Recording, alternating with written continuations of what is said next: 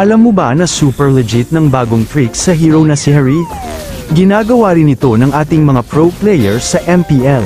Para magawa ito ng tama ay napakasimple lang. Kailangan mo muna mag-basic attack bago mo ilapag ang kanyang ultimate at gagana na ito.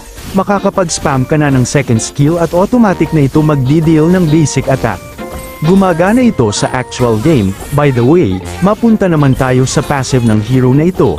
Magkakaroon si Harith ng hybrid na lifesteal based sa dami ng enemy heroes na malapit sa kanya. Bawat dash nito gamit ang kanyang second skill, magkakaroon nito ng shield at ma-enhanced ang kanyang next na basic attack. Ang first skill nga pala nito ay gagawa ito ng Phantom at magre-release ng Synchro Fission na magdi-deal ng damage sa mga kalaban na nasa landas nito.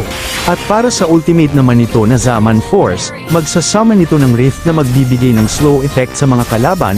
Once na gamitin ni Harith ang dash ng second skill nito padaan sa kanyang ultimate, mababawasan ng bahagya ang cooldown ng kanyang mga skills kaya ito nakakapag-spam. Magkakaroon ka rin ng resilience habang ikaw ay nasa loob ng iyong Rift. Gamitin mo ang emblem na Mage para sa dagdag na 30 magic power, 5% cooldown reduction at 8% magic penetration. Inspire para sa extra 5% cooldown reduction.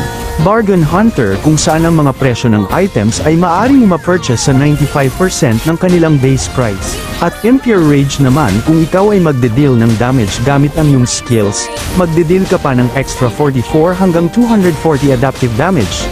At magre-restore ang 2% ng iyong mana on hit.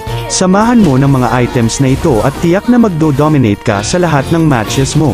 Karamihan sa mga viewers ko ay di pa naka-follow sa page ko. Sana ay may time ka para pindutin ang follow button para lagi kang updated sa mga tutorial videos na tiyak makaka-improve ng gameplay mo. At sa tingin ko'y hanggang dito na lang muna. Sana'y may natutunan ka, mag-focus parati sa game dahil lahat ay pwedeng manalo sa late game. Hanggang sa muli.